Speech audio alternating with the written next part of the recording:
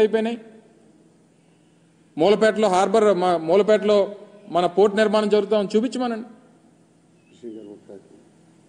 Fishing హార్బర్లో అనేక పోర్టులు ఉత్తరాంధ్రకు సంబంధించి ఇన్ని ప్రాజెక్టుల నిర్మాణం చేపడతా ఉన్నాం. ఇన్ని ప్రాజెక్టుల నిర్మాణంకి మేము ముందుకు తీసుకొని వచ్చి ఇన్ని కార్యక్రమాలు చేశాం. ఇవన్నీ మర్చిపోయి అది తీసుకొని వచ్చి ఏదో జగన్మోహన్ రెడ్డి గారు సొంత భవనంలో చూపిస్తారా? ఇప్పటికన్నా మీకు అవకాశం వచ్చింది. ఈ సందర్భంలో అసలు మేము మాట్లాడకూడదు అనుకున్నాం. మీకు 6 నెలల్లో సంవత్సరం సమయం ఇవ్వాలి. అధికారం ప్రజలు ఇచ్చారు.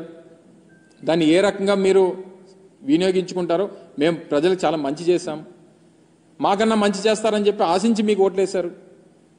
దాన్ని ఏ రకంగా నిలబెట్టుకోవాలనేటువంటి ప్రయత్నం చేయాలి తప్ప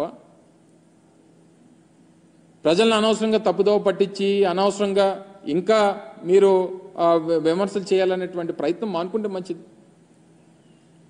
ఇదే గంటా శ్రీనివాసరావు గారు ఆ రోజు మొదట్లో 2019లో విశాఖపట్నం రాజధాని అని చెప్పి ఒక నిర్ణయం మా ప్రభుత్వం చేసినప్పుడు స్వాగతించింది ఆయనే మొదటగా.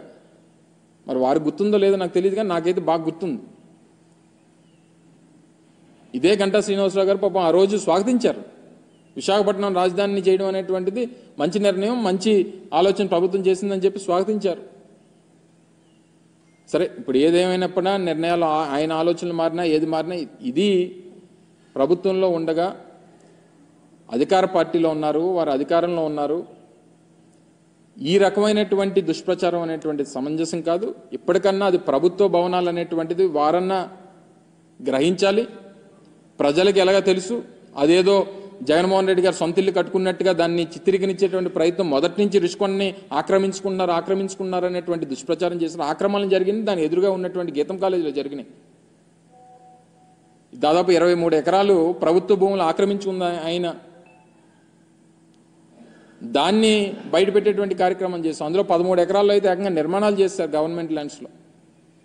సో వాటిని చూపిస్తే ఇంకా బాగుండేది. ఎందుకంటే స్థానిక శాసనసభ్యులు వారికి కూడా ఈ ప్రాంతానికి ప్రాతినిధ్యం వహిస్తున్నారు కాబట్టి దాన్ని ఎదురుగా ఉన్నటువంటి గీతం కాలేజీని కూడా చూపించుంటుంటే బాగుండేది. సో ఏదేమైనప్పటికీ ఇది మేము విమర్శలు చేయడానికి కానీ వాళ్ళు మా మీద దుష్ప్రచారం చేయడానికి ఇది సమయం కాదు. మేము కన్స్ట్రక్టివ్గా ప్రజల పక్షాన ప్రభుత్వం చేపట్టేటువంటి కార్యక్రమాల్లో ఏదైనా లోటుపాట్లు ఉంటే వాటిని కన్స్ట్రక్టివ్గా క్రిటిసైజ్ చేయాలనేటువంటిది మా తాపత్రయం. ఆ ప్రకారం మేము వెళ్తాం తప్ప ఇటువంటివి చేసి మళ్ళీ అనవసరంగా లేనిపోయినటువంటివి ఇప్పటి నుంచి ఈ రకమైనటువంటి దానికి ఒక ప్లాట్ఫామ్ వేయొద్దు అనేటువంటిది వారిని కోరుతా ఉన్నా. ఇప్పటికన్నా ప్రజల్ని మరొకసారి దీని మీద గ్రహించాల్సిందిగా, వాస్తవాలు తెలుసుకోవాల్సిందిగా, లేనిపోయినటువంటి సృష్టించి ప్రజల్ని మభ్యపెట్టేటువంటి కార్యక్రమం, ఏమార్చేటువంటి కార్యక్రమం దయచేసి చేయొద్దని చెప్పి మరొకసారి అధికార పార్టీకి చెందినటువంటి నాయకత్వాన్ని అందరినీ కూడా కోరుతా ఉన్నాం.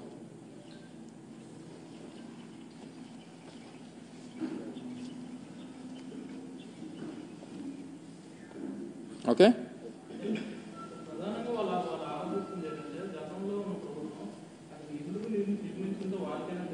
ఎందుకు నిర్మించింది టూరిజం ప్రాజెక్ట్ అని చెప్పాం కదా, మొదటి నుంచి చెప్తున్నాం కదా, మొదటి నుంచి చెప్తాం. మొదటి నుంచి ఇప్పటికీ కూడా ఇప్పుడు మేము ప్రభుత్వంలో లేం కదా, వాళ్ళ దగ్గర రికార్డ్స్ అన్నీ వాళ్ళ దగ్గర ఉంటాయి. ఇప్పుడు ప్రభుత్వంలో విమర్శించింది వాళ్ళు. ఏమంటారు? ఎవరు చెప్పబెట్టుకున్నా ఉంది, అందుకు చెప్పి మేము అన్ని రిలీజ్ చేసాం కదా. ప్రారంభోత్సవం చేసినటువంటివన్నీ కూడా మేము అఫీషియల్గా మంత్రులు వచ్చి చెప్పాను కదా, నేను మీకు ఆ రోజు చెప్పాను కదా. మేము ప్రారంభోత్సవం చేయకముందు, మేము మా ప్రారంభోత్సవానికన్నా 1 నెల 2 నెలలకు ముందే ఒక 3-man కమిటీ, సీనియర్ ఐఏఎస్ ఆఫీసర్స్తో కమిటీ వేశాం. సీనియర్ ఐఏఎస్ ఆఫీసర్స్తో కమిటీ వేసినప్పుడు వారు విశాఖపట్నం అంతా కూడా వారు పర్యటించి ముఖ్యమంత్రి గారికి ఒక ఆలోచన, విశాఖపట్నం నుంచి వారి పరిపాలన చేయాలనేటువంటి ఆలోచన చేస్తూ ఉన్నారు.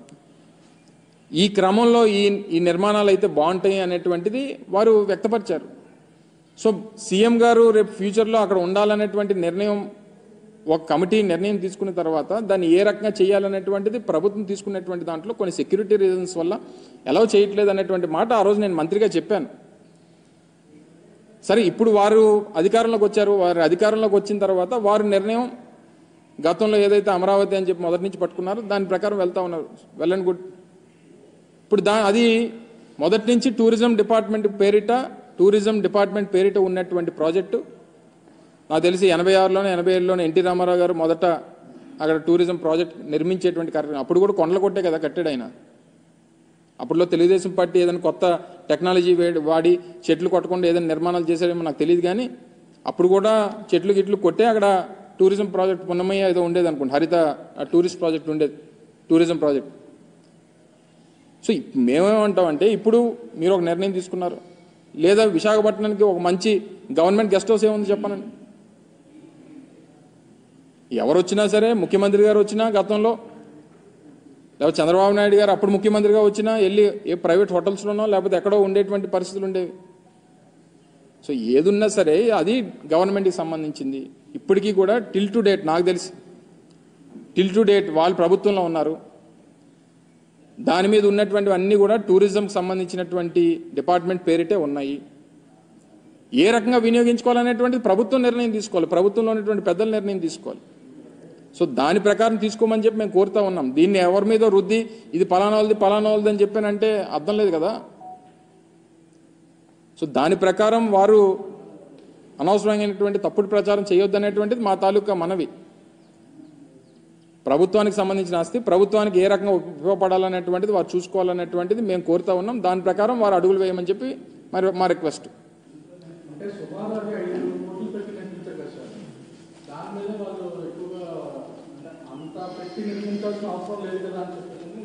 ఇప్పుడు ప్రాజెక్టులకి ఎంతెంత ఖర్చు అవుతాయమ్మా? ఒక ప్రాజెక్టుకి ఒక రకమైనటువంటి ఎక్స్పెండిచర్ ఉంటుంది. ఇప్పుడు తీసుకొని వెళ్ళి ఏదో చూపించారు, అన్నీ చూపించి వాళ్ళే రేట్లు ఫిక్స్ చేసేస్తున్నారు.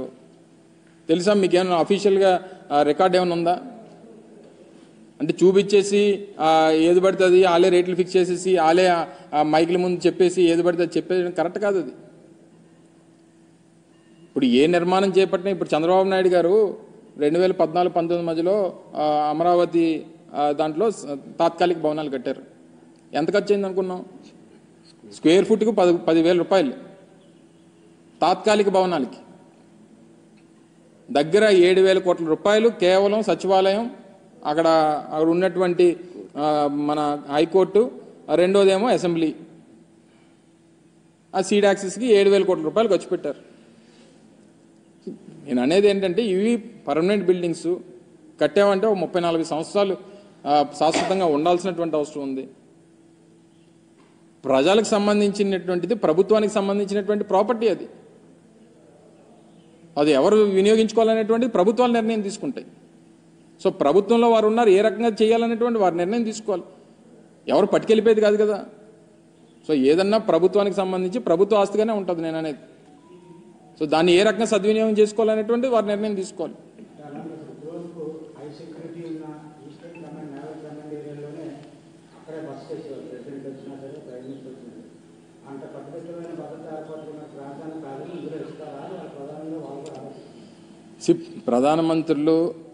ప్రధానమంత్రి గారు కానీ రాష్ట్రపతి గారు కానీ ఎక్కడున్నా వారి ప్రోగ్రామ్స్కి వచ్చినప్పుడు వాళ్ళ ఆధీనంలో ఉంటారు. జనరల్గా త్రివిధ దళాలకి అధిపతిగా రాష్ట్రపతి ఉంటారు కాబట్టి సహజంగా ఈస్టర్న్ నేవల్ కమాండ్ ప్రోగ్రామ్స్ ఎక్కువగా వచ్చేది మన దగ్గర. రాష్ట్రపతి దేనికి వస్తుంటారు? నేవల్ సంబంధించినటువంటి యాక్టివిటీస్లో మేజర్గా మనకి పార్టిసిపేట్ చేస్తుంటారు. సో ఎవరు వచ్చినా దేనికి వినియోగించుకోవాలి? గవర్నర్ గారు వస్తారు, గవర్నర్ గారికి వినియోగించుకోమనండి. సో ఎవరు వచ్చినా అది ప్రభుత్వానికే కదా అని అంటున్నాను నేను. వాళ్ళు చిత్రీకరించింది ఏంటంటే, నిన్న వారంతా కూడా చిత్రీకరించింది ఇది జగన్మోహన్ రెడ్డి గారి బిల్డింగు. జగన్మోహన్ రెడ్డి గారి బిల్డింగ్ ఒకవేళ మళ్ళీ ముఖ్యమంత్రి గారు ఏంటంటే బహుశా ఆయన అక్కడి నుంచి పరిపాలన చేసేవారేమో. ఇప్పుడు వారు కదా, ఇప్పుడు చంద్రబాబు నాయుడు గారు కదా ముఖ్యమంత్రి. సో నేను అనేది ఏంటంటే దాన్ని ఏ రకంగా వినియోగం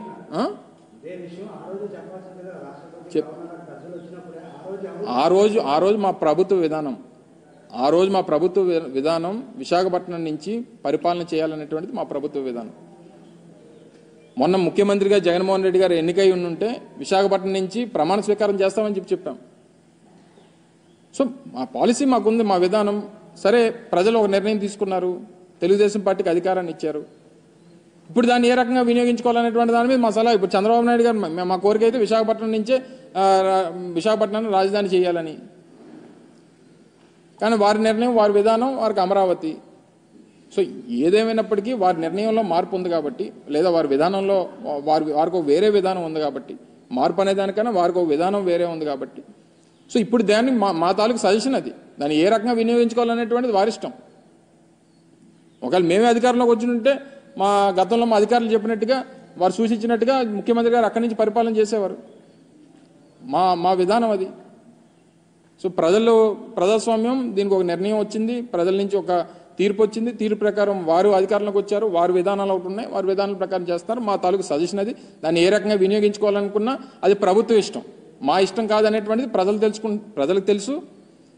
అది మా ఇష్టం అన్నట్టుగా, మా కోసం కట్టుకున్నాం అన్నట్టుగా దాన్ని చిత్రీకరించడం కరెక్ట్ కాదనేటువంటిది మా అభిప్రాయం. దాన్ని మేము క్లారిటీ ఇస్తున్నాం తప్ప ఇంకే దానికి సంబంధించి ఏ నిర్ణయం తీసుకోవాలన్నా ఇప్పుడు ఉన్నటువంటి ప్రభుత్వం తీసుకోవాలనేటువంటిది మా తాలూకా అభిప్రాయం.